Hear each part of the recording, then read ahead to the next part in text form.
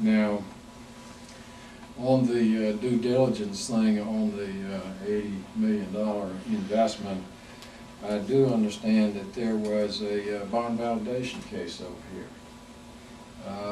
And I do think that the bonds were validated. The interesting thing,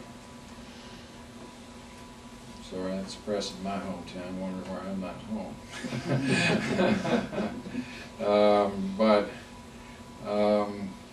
The interesting thing to me is that the specific machines were not here, were not considered in the due diligence work done in support of the bond validation. Nor were they here and done when the ABC board was issuing their licenses.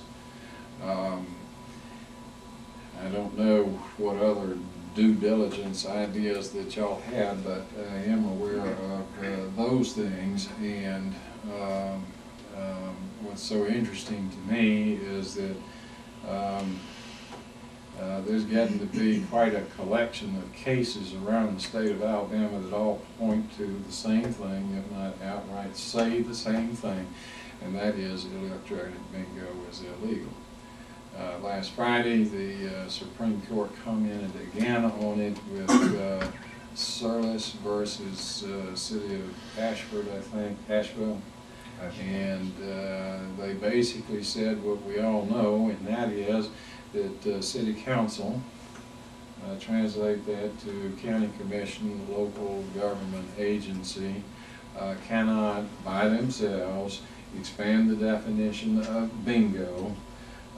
They cannot overrule the legislature, and the legislature cannot overrule the Constitution. Again, what we're talking about is the rule of law and the way that we operate.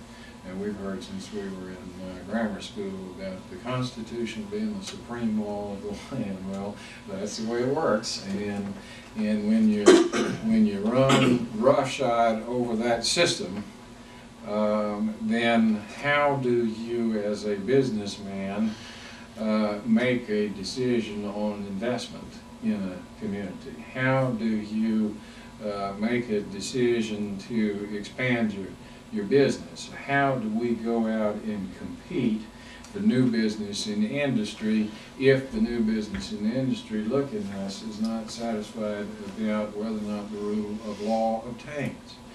When I discussed that with Governor Riley, he said, John, that is exactly the reason that we've been able to attract new business in the industry better than some of our sister states, is because we have a better track record when it comes to that.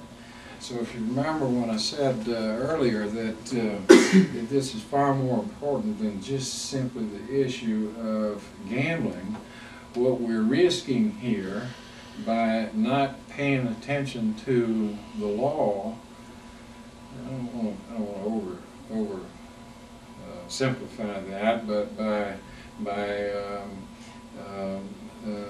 skirting the law, by fudging on the law, by not seeing a violation, by whatever, ignoring the law, we're endangering our ability to fight out of, among other things, the recession that we're in. And that, I know, is the battle cry for country crossing. We're losing jobs, and everybody in this room has to be concerned about getting jobs. And what the governor's trying to say, and what I'm telling you, is that if we lose the rule of law in the process of this particular project, we're going to lose the ability statewide, community-wide, to attract and hold new business and industry to protect the people here that are working.